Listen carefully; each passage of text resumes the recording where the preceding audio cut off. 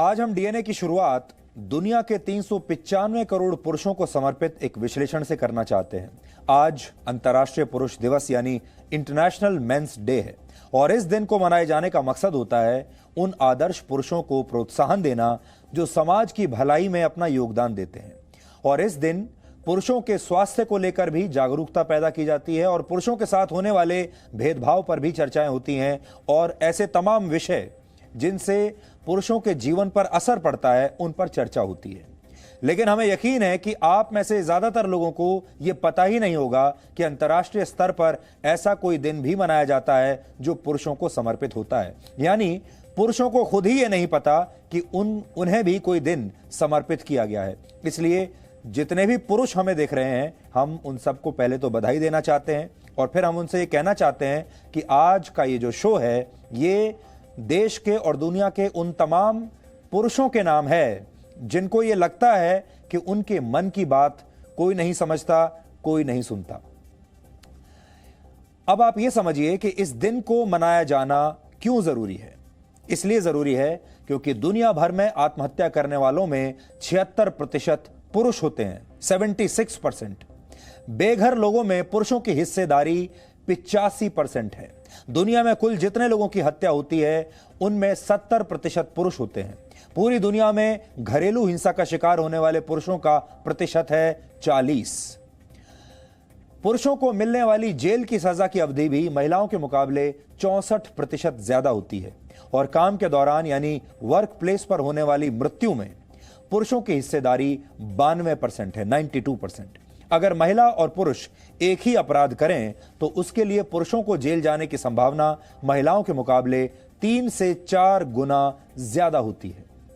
इन सब समस्याओं के बावजूद पुरुषों के इर्द गिर्द एक ऐसा झूठ का घेरा बना दिया जाता है जिसमें उन्हें जीवन भर रहना पड़ता है। और ये झूठ का घेरा जिन विचारों और शब्दों से तैयार होता है उनमें से कुछ हैं, आपने भी सुने होंगे। बचपन से आपको कुछ बातें सुनाई जाती हैं, कुछ कहावतें होती हैं, जैसे मर्द को दर्द नहीं होता।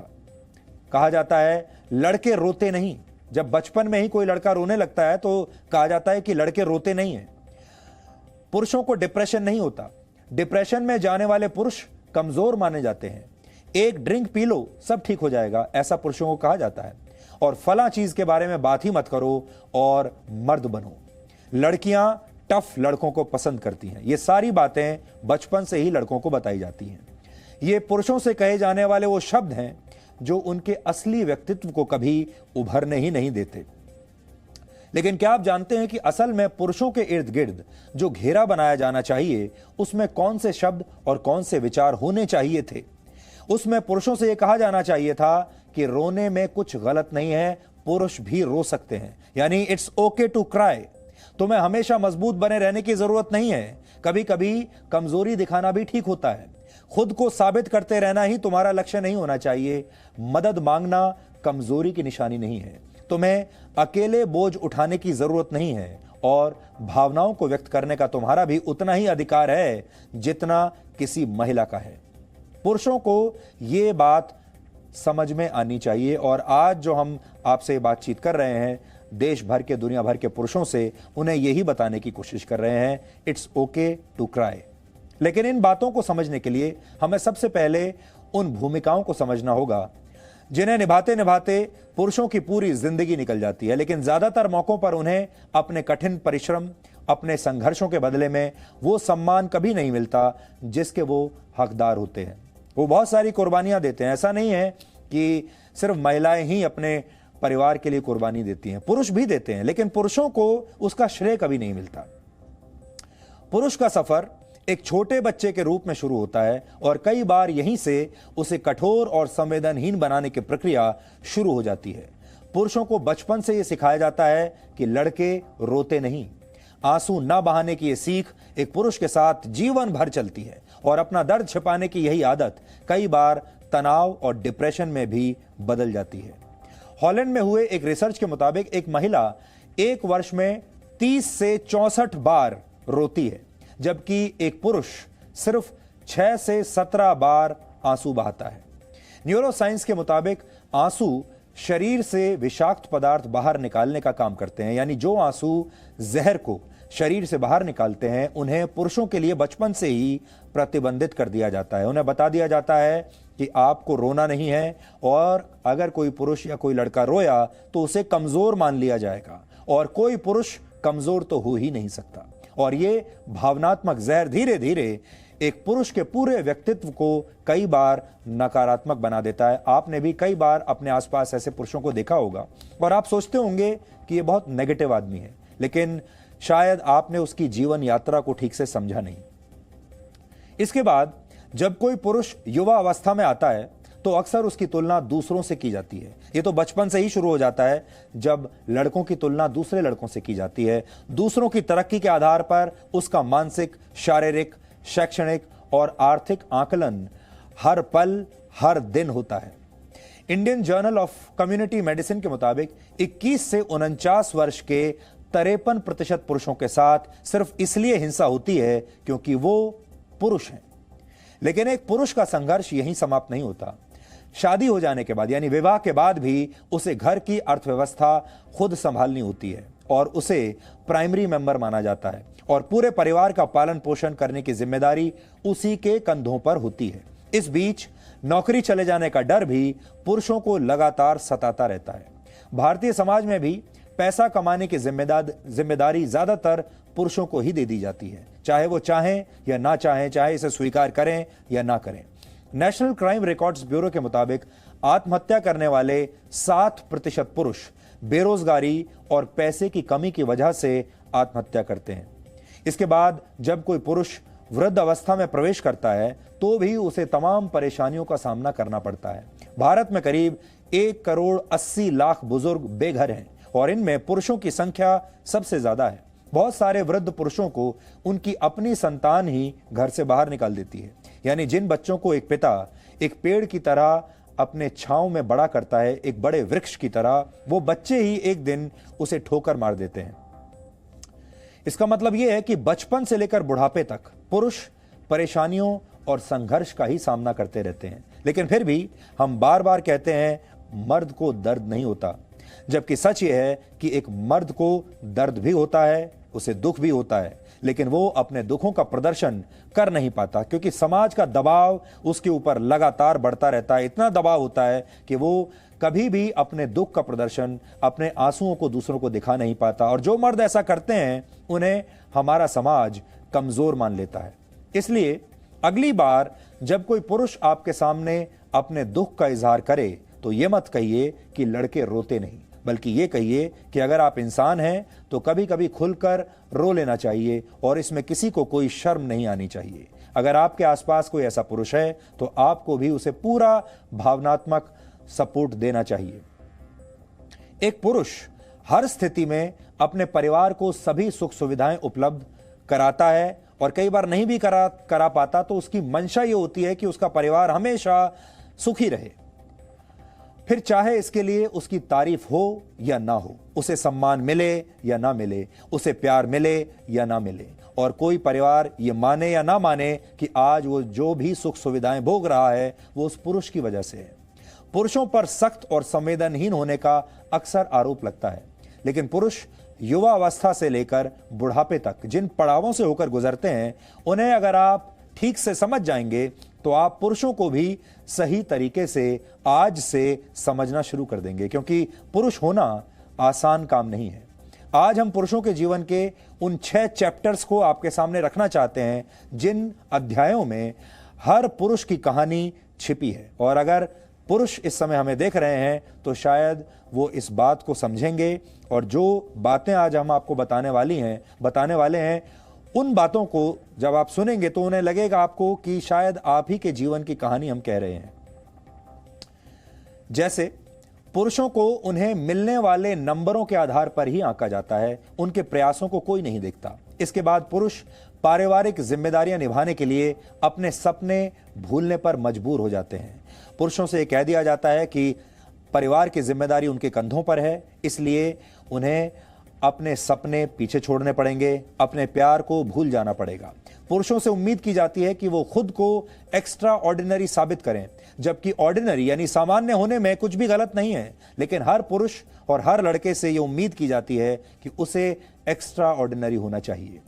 पुरुषों के व्यक्तित्व का निर्माण कुछ इस तरीके से होता है कि वो अपने माता पिता तक को कई बार गले लगाने से हिचकते हैं, संकोच करते हैं।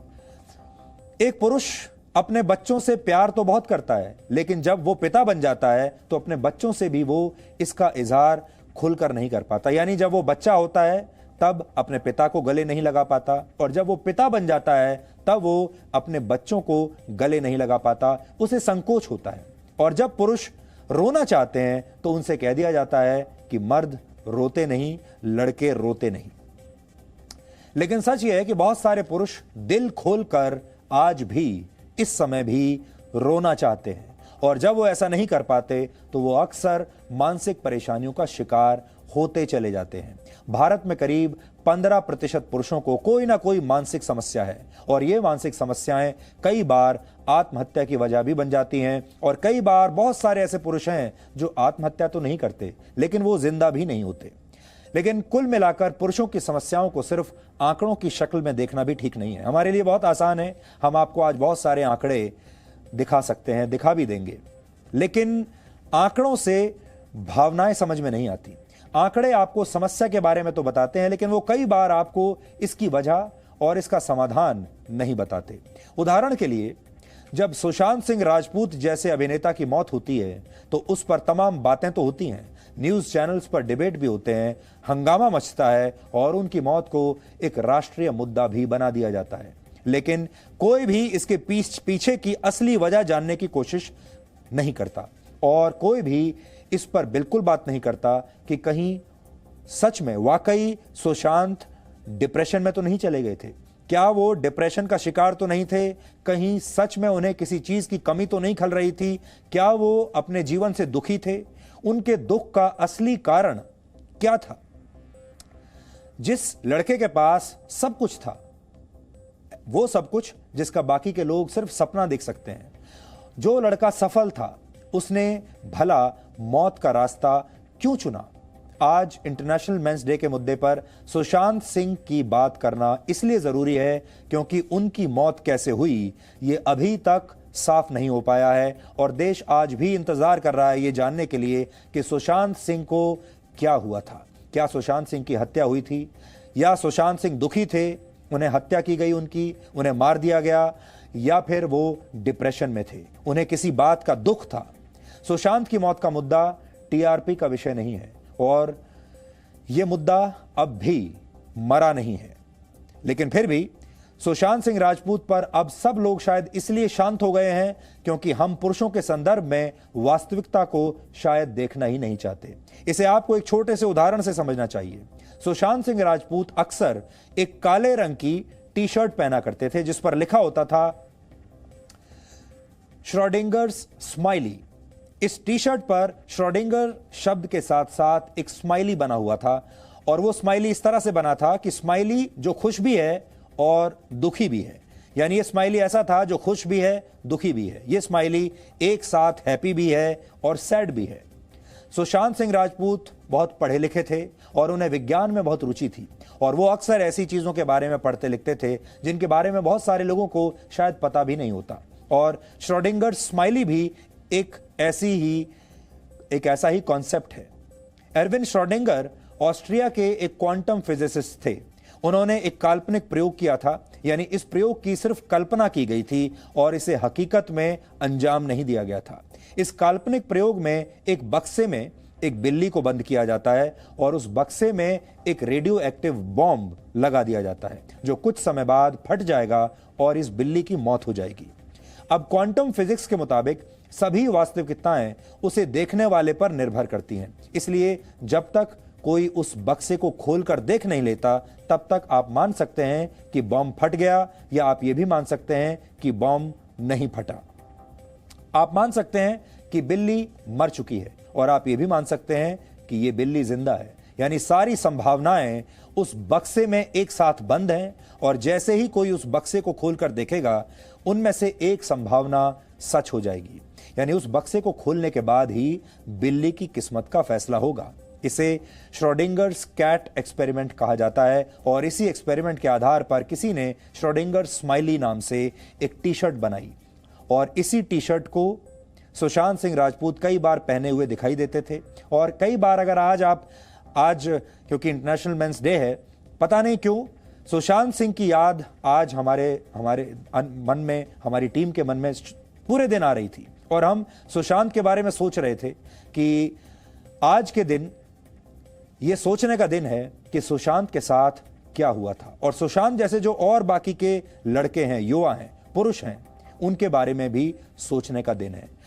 इसलिए आज हम फिर से ये कहना चाहेंगे कि सुशांत की मौत की जो जांच है वो अभी तक पूरी नहीं हुई है। देश आज भी इंतजार कर रहा है ये जानने के लिए कि सुशांत को क्या हुआ था और कोई एजेंसी सीबीआई जैसी एक ना एक दिन, भगवान करे वो दिन जल्दी आए, एक ना एक दिन ये जरूर स्पष्ट करे कि सुशांत सिंह राजपूत को हुआ क्या था।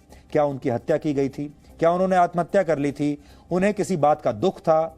कोई ऐसा व्यक्ति था उनके जीवन में जो उन्हें लगातार परेशान कर रहा था, या फिर किसी ने उनकी हत्या की है? लेकिन जो भी है वो सीबीआई बताएगी। लेकिन इस देश के लोग आज भी बेसब्री से इंतजार कर रहे हैं कि सुशांत को क्या हुआ था। और आज सुशांत के बारे में जो हम आपको बता रहे हैं, सुशांत इस तरह की जो टी शर्ट पहनते थे, इसी तरह ज्यादातर पुरुष भी मनोवैज्ञानिक रूप से एक बक्से में बंद हैं, जहां वो शायद खुश भी हैं और शायद दुखी भी हैं। ये स्थिति हर पुरुष की होगी।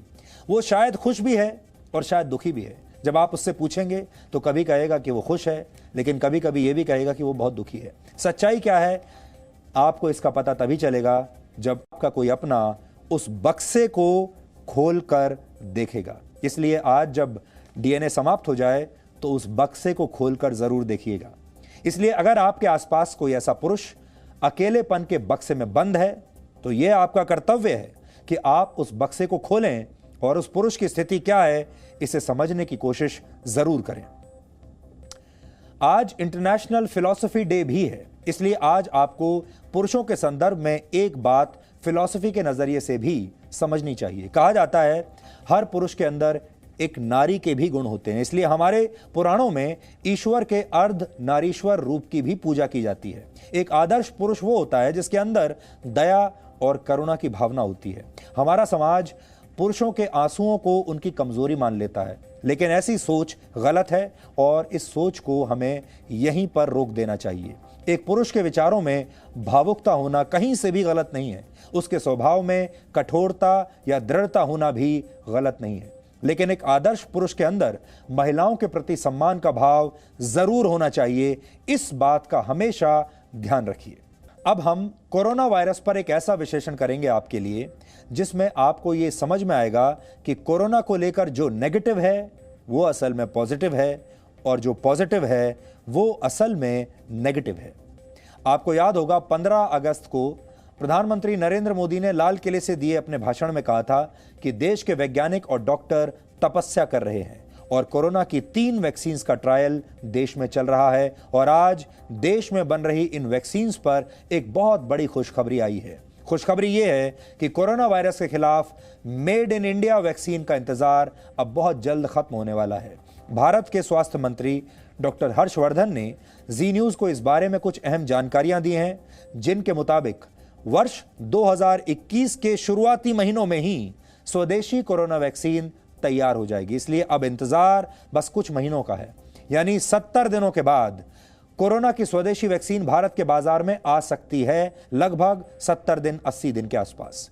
जुलाई और अगस्त के महीने तक, जुलाई और अगस्त 2021 तक 25 से 30 करोड़ लोगों के लिए वैक्सीन की डोज की व्यवस्था कर ली जाएगी, यानी करीब 30 करोड़ लोगों को यह वैक्सीन मिल जाएगी। यानी देश की 1/4 से ज्यादा आबादी को 220 दिनों के बाद स्वदेशी वैक्सीन की डोज मिलनी शुरू हो जाएगी। 2 स्वदेशी वैक्सीन का ट्रायल अपने तीसरे और आखिरी चरण में पहुंच चुका है। इसके अलावा स्वास्थ्य मंत्री डॉक्टर हर्षवर्धन ने इस बारे में और भी कई महत्वपूर्ण बातें बताई हैं और उन्होंने ये सारी बातें ऐसे वक्त में कही हैं जब देश में मेड इन इंडिया वैक्सीन को लेकर कुछ लोग एक नेगेटिव यानी नकारात्मक माहौल बनाने की कोशिश कर रहे हैं। लेकिन देश के स्वास्थ्य मंत्री की बातें सुनकर आज रात शायद आपको भी अच्छी नींद आएगी और अपने देश के बारे में आपको पॉजिटिव भावना महसूस होगी। तो भारत है वो वैक्सीन बनाने के या वैक्सीन के रिसर्च या वैक्सीन के डेवलपमेंट के काम में दुनिया के किसी देश से पीछे नहीं है। और मुझे पूरा विश्वास है कि जब अगला साल शुरू होगा तो शुरुआती दौर में ही अगले साल के हमारे को वैक्सीन के उपलब्ध होने के समाचार भी मिलने शुरू हो जाएंगे। और अभी तो हम लगभग पिछले 2-3 महीने से पूरे देश में प्रायोरिटाइज़ करके कैसे किन ग्रुप्स को सबसे पहले, किसको उसके बाद, किसको उसके बाद हमें वैक्सीन देनी है और वो कैसे दी जाएगी। कम से कम 25-30 करोड़ लोगों को आने वाले जो साल में हम जुलाई अगस्त तक वैक्सीन देने की और उसकी मोडालिटीज़ की तैयारी कर रहे हैं। तो वो तैयारी इसीलिए कर रहे हैं क्योंकि हमें उम्मीद है कि वैक्सीन हमको निश्चित रूप से 2021 में मिलने वाली है। जो 2 वैक्सीन को लेकर खबर, एक रूस की स्पुतनिक और दूसरा जो अभी अमेरिका से जो वैक्सीन थी, उसको लेकर भारत सरकार की क्या? नहीं, हमारे को देखिए, ये तो दुनिया में बहुत स्थानों पर ट्रायल्स हो रहे हैं, बहुत सारी वैक्सीन्स एडवांस्ड स्टेजेस में आ रही हैं 95%। तो अभी सब जिन के जो भी रिजल्ट्स आते जा रहे हैं वो अपने हिसाब से प्रचार कर रहे हैं। हमारी भी वैक्सीन्स जो है वो 2 वैक्सीन्स तो हमारी भी क्लिनिकल जो 3rd स्टेज के फेजेस में पहुंच चुकी हैं और वो आने वाले बहुत ही मतलब निकट भविष्य में वो निश्चित रूप से आने वाले 2021 में देश के सामने प्रस्तुत होंगी। भारत के स्वास्थ्य मंत्री की बातों से यह साफ है कि भारत स्वदेशी कोरोना वैक्सीन बनाने की दिशा में दुनिया के अन्य देशों से पीछे नहीं है। रशिया की स्पुतनिक, अमेरिका के फाइजर और मॉडर्ना ने वैक्सीन तैयार कर लेने के दावे जरूर किए हैं, लेकिन देशवासियों को असली राहत अपने देश में बनी वैक्सीन से ही मिलेगी। ये बात भी आप याद रखिएगा। इन विदेशी वैक्सीन के रखरखाव और खर्च की जानकारी आज हम आपको देना चाहते हैं, लेकिन एक जरूरी बात आप सभी को समझ लेनी चाहिए कि जब तक वैक्सीन का डोज आप तक नहीं पहुंच जाता तब तक कोरोना से बचने का एकमात्र उपाय है जिसे आप सोशल वैक्सीन कह सकते हैं। ये सोशल वैक्सीन तब तक आपको छोड़नी नहीं है। सोशल वैक्सीन का मतलब है आप मास्क अवश्य लगाइए और 2 गज की दूरी के नियम का पालन हर कीमत पर कीजिए। इसलिए जब असली वैक्सीन आएगी वो तो तब आएगी, उसमें अभी कुछ महीनों का इंतजार है, लेकिन उससे पहले आप सोशल वैक्सीन हर वक्त हर रोज लेते रहिए। मास्क आपके लिए संजीवनी बूटी की तरह है, फिर भी बाजारों में लोग आजकल भी बिना मास्क के दिखाई दे रहे हैं। दिल्ली की सरकार ने आज सार्वजनिक जगहों पर मास्क न लगाने पर 2000 रुपए के जुर्माना लगाने का फैसला किया है। यह जुर्माना दिल्ली की ट्रैफिक पुलिस द्वारा वसूला जाएगा। अभी तक मास्क न लगाने पर दिल्ली में जुर्माना 500 रुपए था। हम उम्मीद करते हैं कि आप में से कोई भी 2000 रुपए का जुर्माना नहीं भरना चाहेगा। इसलिए जब भी आप घर से बाहर निकलें मास्क जरूर लगाएं, और चाहे आप दिल्ली में रहते हैं, चाहे मुंबई में रहते हैं या किसी दूसरे शहर या कस्बे या गांव में रहते हैं, मास्क को बिल्कुल मत छोड़िए। मास्क किस तरह लगाना है और किस तरह नहीं लगाना है, इसके लिए सोशल मीडिया में इन दिनों एक तस्वीर बहुत वायरल हो रही है। वो तस्वीर इस समय आपकी स्क्रीन पर है और इस तस्वीर में मास्क को अलग अलग तरीके से पहनने वालों को अलग अलग नाम दिए गए हैं और ये नाम आप अपनी टीवी स्क्रीन पर इस समय देख रहे हैं।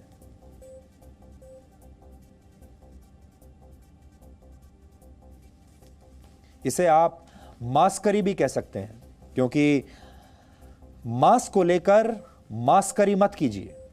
और जो लोग अलग अलग तरीके से मास्क लगाते हैं इनको हमने दिखाने की यहां कोशिश की है। देखिए, जो सही मास्क है उस पर टिक लगा हुआ है और कुछ लोग हैं जो बेमास्क हैं, कुछ लोग हैं जो अपने नाक पर मास्क लगाते हैं, उन्हें नास्क का नाम दिया गया है।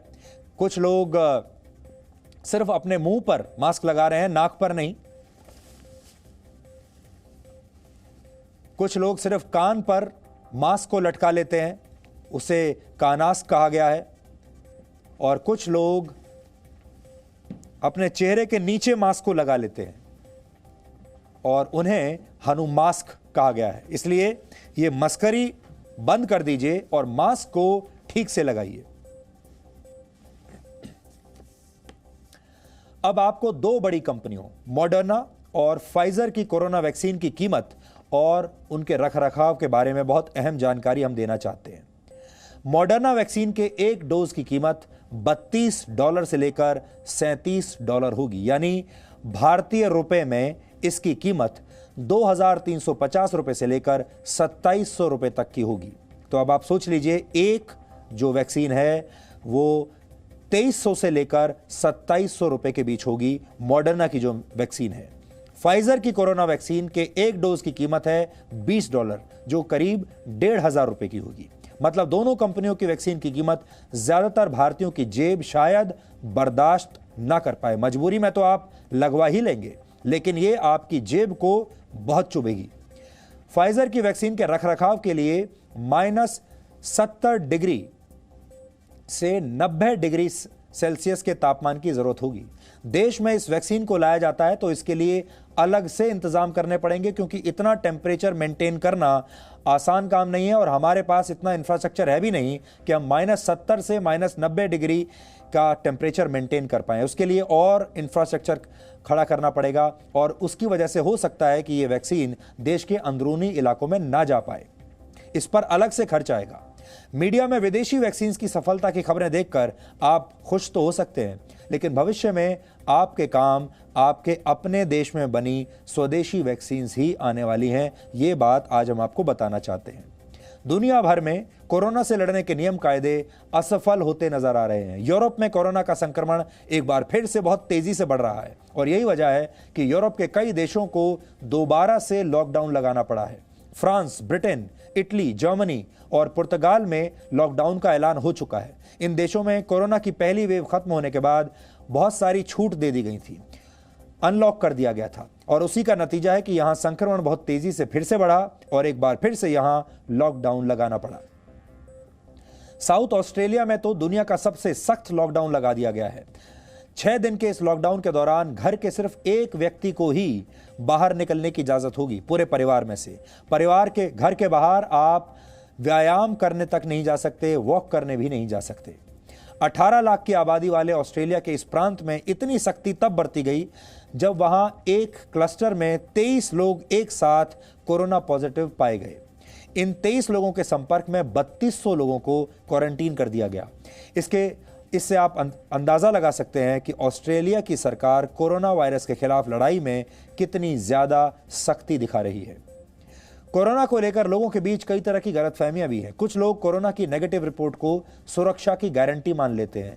जब वो अपना टेस्ट कराते हैं और कोरोना नेगेटिव आते हैं तो वो समझ लेते हैं कि वो बिल्कुल सुरक्षित हैं, लेकिन वैज्ञानिक इससे सहमत नहीं है।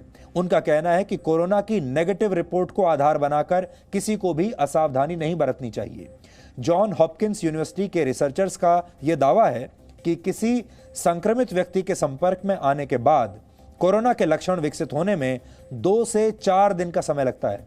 यदि आप किसी संक्रमित व्यक्ति के संपर्क में आने के 24 घंटे के अंदर अपना टेस्ट कराते हैं तो इस बात की संभावना 100% रहती है कि आपकी टेस्ट रिपोर्ट नेगेटिव ही आएगी। इसलिए ज्यादा खुश होने की जरूरत नहीं है।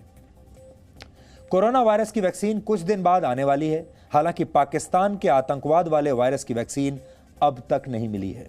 आज जम्मू के नगरोटा में सुरक्षा बलों और आतंकवादियों के बीच एक एनकाउंटर हुआ और इसमें 4 आतंकवादी मारे गए हैं और इन आतंकवादियों के पास से भारी मात्रा में गोला बारूद मिला है। इस ऑपरेशन में जम्मू कश्मीर पुलिस, सीआरपीएफ और भारतीय सेना के जवान शामिल थे। इस एनकाउंटर में 2 पुलिस वाले घायल हुए हैं, हालांकि अब वो खतरे से बाहर हैं। ये एनकाउंटर नगरोटा के एक टोल प्लाजा के पास हुआ और वहां लगे सीसीटीवी कैमरे में ये पूरा एनकाउंटर रिकॉर्ड हो गया। सबसे पहले आपको आज के इस एनकाउंटर की ये तस्वीरें जरूर देखनी चाहिए।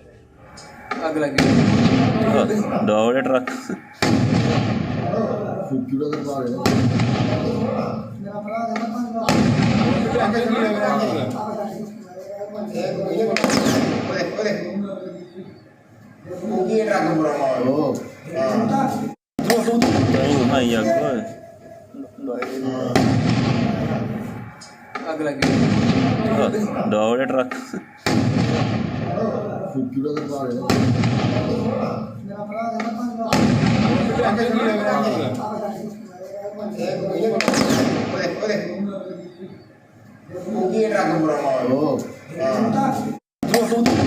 भाई आगो अग लगी दौड़े ट्रक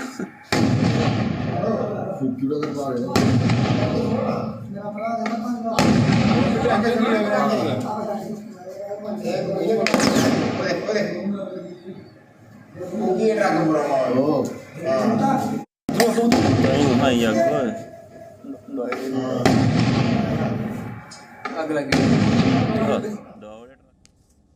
आज सुबह 5 बजे नगरोटा के इस टोल प्लाजा पर यह ट्रक आया था जिसकी तस्वीरें आपने देखी। चारों आतंकवादी इसी ट्रक में चावल की बोरियों के बीच छिपे हुए थे और जब सुरक्षा बलों ने इस ट्रक की तलाशी लेने की कोशिश की तो अंदर छिपे हुए आतंकवादियों ने फायरिंग शुरू कर दी। लगभग 3 घंटों तक यह एनकाउंटर चलता रहा और इस ऑपरेशन के दौरान आतंकवादियों ने इस ट्रक को अपना कवच बनाने की कोशिश की थी। हालांकि सुरक्षा बलों की कार्रवाई में एक भी आतंकवादी को बचकर निकलने का मौका नहीं मिला।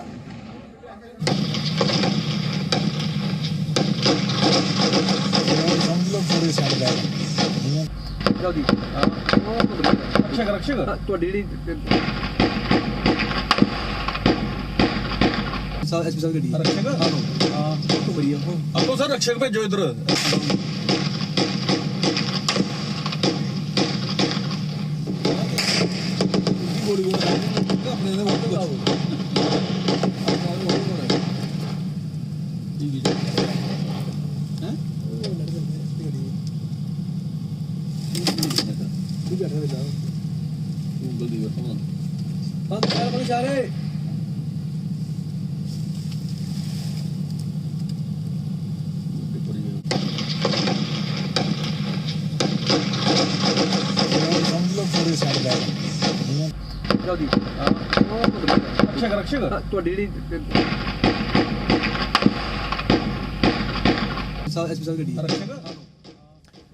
सबसे अच्छी बात यह है कि इस एनकाउंटर में किसी भी आम आदमी को कोई नुकसान नहीं पहुंचा। आशंका है कि ये सभी आतंकवादी पाकिस्तान से जम्मू कश्मीर के सांबा सेक्टर में घुसपैठ करके भारतीय सीमा में दाखिल हुए थे और नगरोटा के इस टोल प्लाजा से होते हुए ये कश्मीर जाना चाहते थे। देखिए, जो हथियार और असला एमुनिशन जो बरामद हुआ है, ये पिछले कुछ सालों की हिस्ट्री में सबसे बड़ी खेप है। आप ये मान के चल लें कि हर आतंकवादी के पास 3 बड़े हथियार और 1 छोटा हथियार था, जो कि अपने आप में आज तक सबसे पहला ऐसा वाकया है जिसमें कि इतनी बड़ी मात्रा में हथियार बरामद हुए। ऐसा लगता है कि ये जो आतंकवादी मारे गए हैं, ये किसी बड़े मंसूबे को अंजाम देने के लिए इन्फिल्ट्रेट हुए थे और जम्मू से कश्मीर घाटी की तरफ जा रहे थे। जम्मू कश्मीर में आतंकवादियों पर सुरक्षा बलों के ऑपरेशन के खिलाफ अक्सर दुष्प्रचार किया जाता है। नगरोटा में भी सुरक्षा बलों ने इन आतंकवादियों को सरेंडर करने का मौका दिया था और इन आतंकवादियों से सरेंडर करने की अपील की गई थी और वो अपील क्या थी वो भी आप सुनिए। ट्रक के अंदर जो भी छुपा है, हथियार डाल के हाथ ऊपर करके बाहर आ जाए, आपको कोई नुकसान नहीं होगा। रिकॉर्डिंग हो रही है। नहीं, रेड लगा हुआ है सर, रिकॉर्डिंग हो रही है। ट्रक के अंदर जो भी छुपा है, आप हथियार डाल के बाहर आ जाए, आपको कोई नुकसान नहीं होगा। लेकिन आतंकवादियों को यह भाषा समझ में नहीं आती और इस अपील के बावजूद उन्होंने सुरक्षा बलों पर फायरिंग शुरू कर दी और उनके पास इन सभी आतंकवादियों को एनकाउंटर करने के अलावा कोई और रास्ता बचा ही नहीं था।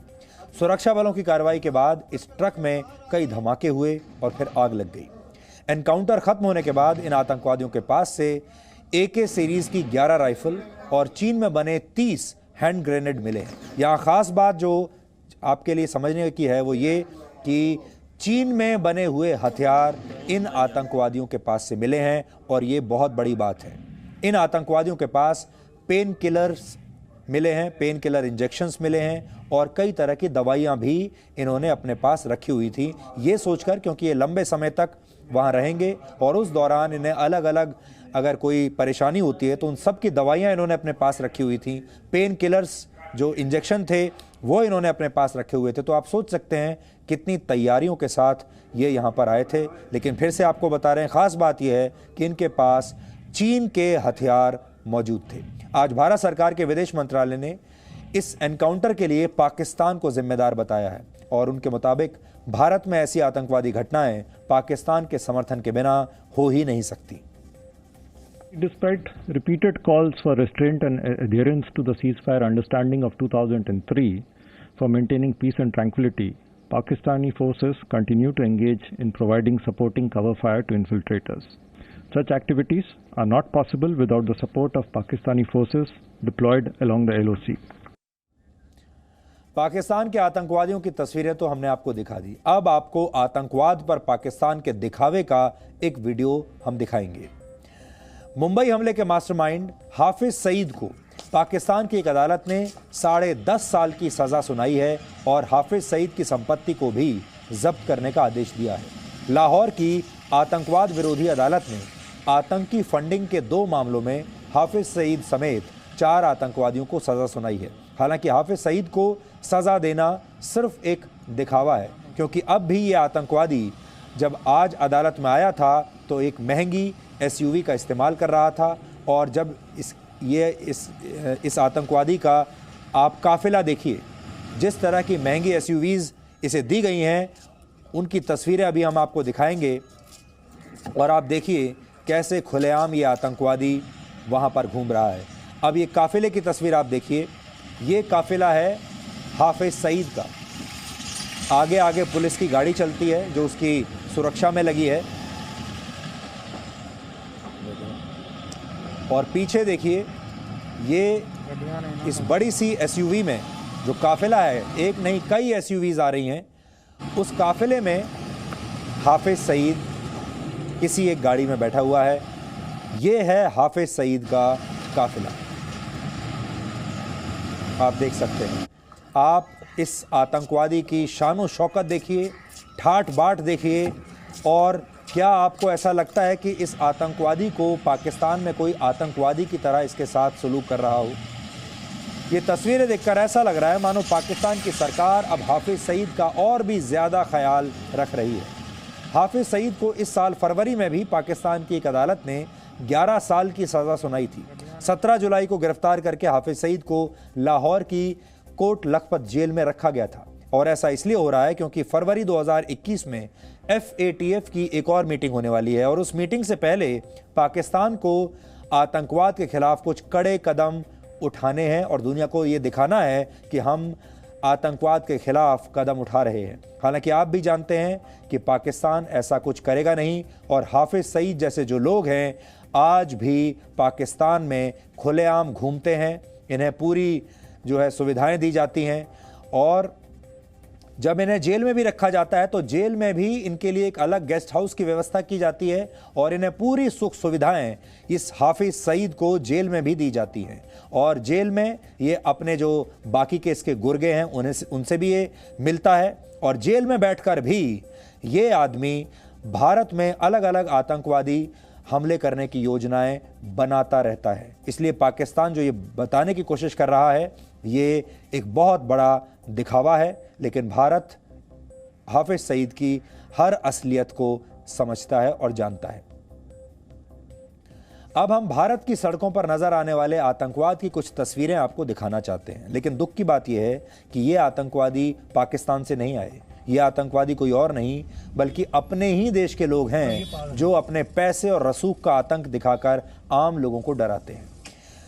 दिल्ली से केवल 20 किलोमीटर दूर गाजियाबाद के कविनगर इलाके में कुछ पैसे वाले लोगों ने बीच सड़क पर एक व्यक्ति पर खुलेआम गोली चलाई। जिस समय फायरिंग हुई सड़क पर काफी ट्रैफिक था और ये गोली किसी को भी लग सकती थी लेकिन लगी नहीं। पहले आप ये तस्वीरें देखिए। हाँ जी, ओ भैया गोली लगी तो ना है। इन्हें 1 घंटे इनसे पुलिस कंप्लेन कर रखी है, रुक जाओ। इसे पुलिस कंप्लेन कर रखी है, पुलिस इनके पीछे है। हम इसकी वीडियो बना रहे हैं, इनकी वीडियो बना रहे हैं। ये 2 बार और फायर कर चुके हैं। चल जल्दी कर। गोली लगी तो ना आपके? बस रुक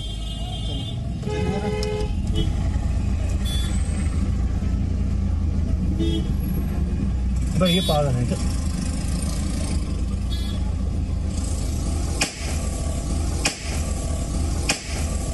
गोली मार दी उसने। हाँ गोली मार दी उसने, बच गया वो भाई। उतर क्या है, गोली मारी उसने। भैया गोली लगी तो ना। हाँ जी ओ भैया गोली लगी तो ना है। इन्हें 1 घंटे इनसे पुलिस कंप्लेन कर रखी है, रुक जाओ। इसे पुलिस कंप्लेन कर रखी है, पुलिस इनके पीछे है, हम इसकी वीडियो बना रहे हैं। इनकी वीडियो बना रहे हैं, ये 2 बार फायर कर चुके हैं। चल जल्दी कर। गोली लगी तो ना आपके? बस रुक।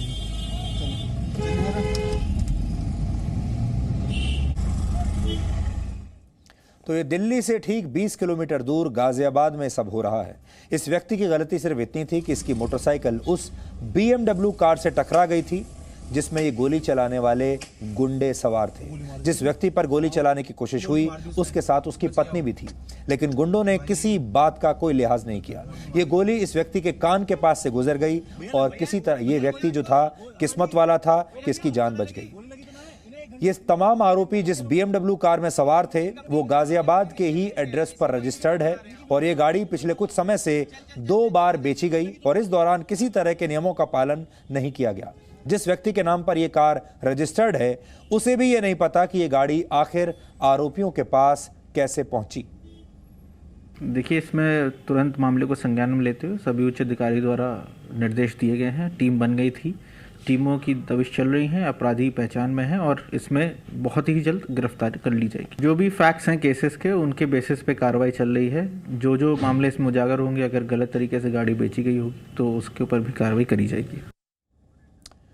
भारत की सड़कों पर इस तरह की गुंडागर्दी वैसे तो होती रहती है, आपने भी देखा होगा। आप चाहे किसी भी शहर में रहते हो, इस तरह के लोग आपको सड़कों पर अक्सर मिलते हैं। लेकिन ये गुंडागर्दी क्यों होती है और इसके लिए हमारा सिस्टम किसे जिम्मेदार मानेगा, इसे समझने के लिए आपको कुछ आंकड़े आज देखने चाहिए। भारत में गाड़ी चलाने वाले हर 10 में से 5 लोगों के पास ड्राइविंग लाइसेंस होता ही नहीं है। भारत में हर 10 में से 6 लोग ऐसे हैं जिन्होंने बिना ड्राइविंग टेस्ट के ही ड्राइविंग लाइसेंस ले लिया। नेशनल क्राइम रिकॉर्ड्स ब्यूरो के मुताबिक वर्ष 2019 में हिट एंड रन के मामलों में 47,000 से ज्यादा लोगों ने अपनी जान गंवा दी और यह आंकड़ा देश के ज्यादातर राज्यों में कोरोना से हुई मौतों के मुकाबले कई गुना ज्यादा है। अब आप सोचिए कि कोरोना वायरस ज्यादा खतरनाक है या सड़क पर चल रहे लोगों का ये गुस्सा ज्यादा खतरनाक है। रोड रेज और रैश ड्राइविंग के मामलों पर हमारे देश में ज्यादा बात नहीं होती और इसलिए इस विषय को लोग अहमियत नहीं देते। इसी का नतीजा है कि सड़कों पर खुलेआम गुंडागर्दी के ऐसे मामले आपको देखने को मिलते हैं।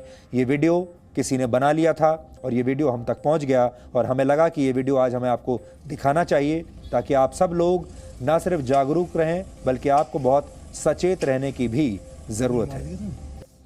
अब हम चीन की उस फेक न्यूज की बात करेंगे जिसकी मदद से वो खुद को दुनिया का शक्तिशाली देश दुनिया को दिखाना चाहता है खुद को। पिछले कुछ दिनों से लद्दाख के बारे में एक फेक न्यूज फैलाई जा रही है।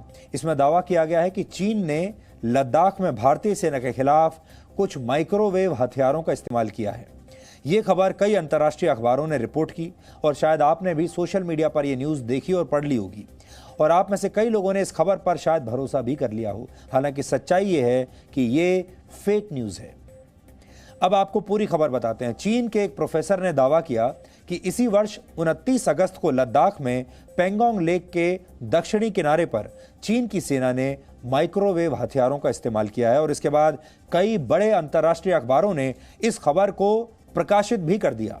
इस फेक न्यूज के मुताबिक चीन की सेना ने पेंगोंग लेक के पास पहाड़ की चोटियों को माइक्रोवेव ओवन में बदल दिया। ऐसा करके वहां पर मौजूद भारतीय सैनिकों को पीछे हटने के लिए मजबूर कर दिया गया और अब वहां की चोटियों पर चीन का कब्जा हो गया है। लेकिन यह खबर पूरी तरह से गलत है। सच यह है कि 29 अगस्त 2020 की रात को भारतीय सेना ने पेंगोंग लेक के दक्षिणी हिस्से में कई ऊंची चोटियों पर कब्जा कर लिया था और अब भारतीय सैनिक इस जगह पर चीन के मुकाबले बेहतर स्थिति में बने हुए हैं। चीन के सैनिक वास्तविक नियंत्रण रेखा पर असली युद्ध जीत नहीं पाए। चीन की सरकार ने अब तक ये नहीं बताया कि गलवान घाटी के संघर्ष में उसके कितने सैनिक मारे गए। हालांकि अब चीन की सरकार सूचना युद्ध का सहारा लेकर फेक न्यूज फैला रही है, प्रोपेगेंडा कर रही है। भारत की सरकार और भारतीय सेना ने भी माइक्रोवेव हथियारों से चीन की सेना के हमले की खबर को फेक न्यूज बताया है। लद्दाख में माइक्रोवेव हथियारों का इस्तेमाल करने की खबर चीन का वो प्रोपेगेंडा है जिसकी मदद से वो भारत पर दबाव बनाने की कोशिश कर रहा है। हालांकि उसकी ये कोशिश कुछ हद तक सफल हो गई है, क्योंकि अंतर्राष्ट्रीय मीडिया की नकल करने वाले कुछ भारतीय संस्थानों ने भी इस खबर को अपनी हेडलाइन में ले लिया और ऐसा करके वो चीन के इस प्रोपेगेंडा का शिकार बन गए। अब आपको माइक्रोवेव हथियारों की खासियत बताते हैं।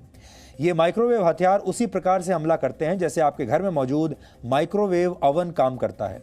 जब आप अपने माइक्रोवेव ओवन में खाना पकाते हैं तो उसमें एक प्रकार का इलेक्ट्रोमैग्नेटिक रेडिएशन उत्पन्न होता है जो उस माइक्रोवेव ओवन में मौजूद खाने के सामान का तापमान बढ़ा देता है और फिर कुछ ही मिनटों में आपका खाना तैयार हो जाता है या गर्म हो जाता है। जब माइक्रोवेव हथियार से किसी व्यक्ति पर हमला किया जाता है तो ये शरीर की त्वचा यानी स्किन के नीचे मौजूद पानी का तापमान बढ़ा देता है जिससे असहनीय दर्द होता है। माइक्रोवेव ओवन में आपका खाना भी इसी प्रकार से तैयार होता है जिसमें किसी खाद्य पदार्थ की सतह बहुत ज्यादा गर्म नहीं होती लेकिन अंदर ज्यादा गर्मी होती है। और जिस व्यक्ति पर इस माइक्रोवेव हथियार का इस्तेमाल किया जाता है उसके लिए उस दर्द को बर्दाश्त करना नामुमकिन होता है। अमेरिका ने ऐसे ही एक हथियार को अफगानिस्तान में भी इस्तेमाल किया था, तैनात किया था। वर्ष 2014 में चीन ने अपने माइक्रोवेव हथियार को दुनिया के सामने रखा था। हालांकि लद्दाख में ऐसे किसी माइक्रोवेव हथियार से भारत के सैनिकों पर हमला नहीं हुआ है। असली मोर्चे पर लड़ने के बदले चीन की सेना अब आभासी दुनिया में फेक न्यूज वाला युद्ध कर रही है ताकि दुनिया में उसे भी एक सुपर पावर माना जाए। दुष्प्रचार ही चीन का सबसे बड़ा हथियार है और इसके लिए चीन दूसरे देशों की जासूसी से लेकर चाइनीज कंपनियों द्वारा बनाए गए मोबाइल ऐप्स का इस्तेमाल करता है। अमेरिका के एक सुरक्षा विशेषज्ञ के मुताबिक टिकटॉक जैसे ऐप्स की मदद से चीन अपना प्रोपेगेंडा फैला सकता है।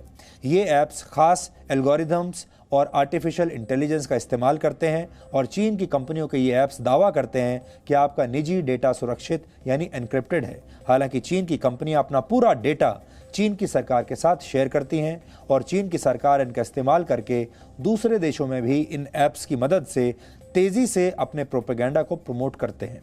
यानी ऐसे ऐप्स का इस्तेमाल करने वाले लोग भी चीन के दुष्प्रचार का हिस्सा बन सकते हैं अनजाने में।